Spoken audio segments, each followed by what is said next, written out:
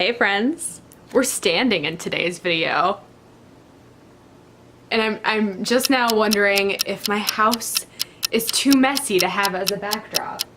Welcome to Motivational Minute here on the Writer's Atelier channel, where I, Paige, am going to give us all a pep talk in a 60-second video.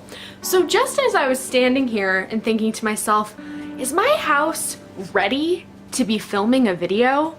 Can I really show this to people? I thought that that is a pretty good analogy of how we can feel about our stories. I'm doing revisions right now, and I've had a lot of back and forth with myself trying to figure out if I'm ready for beta readers. The thing is, no matter what point we're at, if we're in revisions round 1, 2, 3, 4, 5, there's always going to be little things that people pick up on. There was a typo in Harry Potter, like when it was published. They spelled Gandalf, I almost said Gandalf, oh my god. They spelled Dumbledore's name wrong.